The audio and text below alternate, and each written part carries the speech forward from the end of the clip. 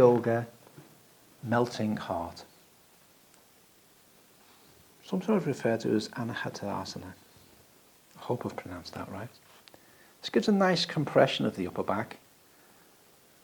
For me, the main reason I usually use this is for shoulders.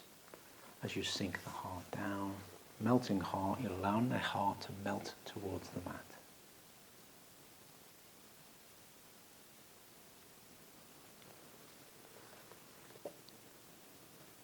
Stretches deeply into the shoulders. It's a very similar stretch a lot of swimmers use for increase their shoulder mobility, in particular subscapularis. Almost all the rotator cuffs in this position are being stretched, including the long head of the tricep around that shoulder area. A stretch of the latissimus dorsi as well. It's one of those soothing and relaxing poses. But for me, again, the main reason I use it is to increase and aid with shoulder mobility. Opens the shoulders, softens the heart. Getting into the pose. So, on your hands and knees, 4-point kneelings, tabletop, quadruped, whatever you want to call it. So the hands underneath the shoulders, shoulder width apart, knees underneath the hips.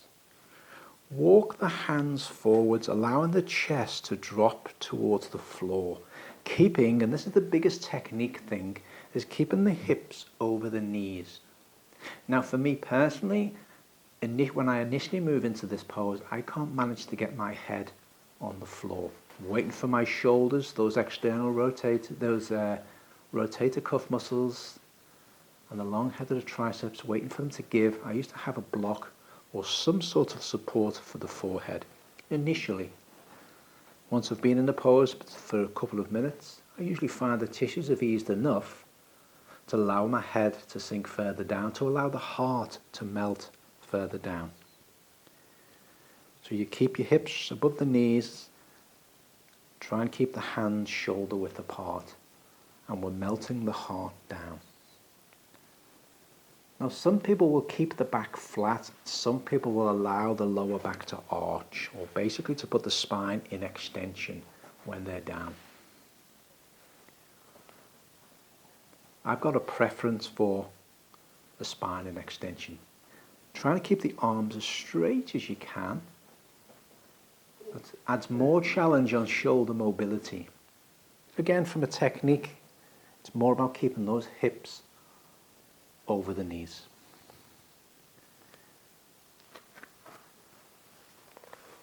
From a caution point of view, just caution that you don't take that stretch too far. As with all the positions, you just go to a mild stretch. This is one where people can get carried away. To intensify the stretch, you can bring the hands in an Anjala Mudra position, in a prayer position above the head. Now you can intensify that stretch even more. I don't actually want Tanya to do this unless you want to demonstrate it, Tanya. That's putting the elbows on a block. So you're lifting the elbows even higher. This puts a greater amount of stretch on all of those rotator cuffs, including the long head of the tricep, subscapularis, and the latissimus dorsi muscles. It intensifies that stretch a lot more. And that's melting heart.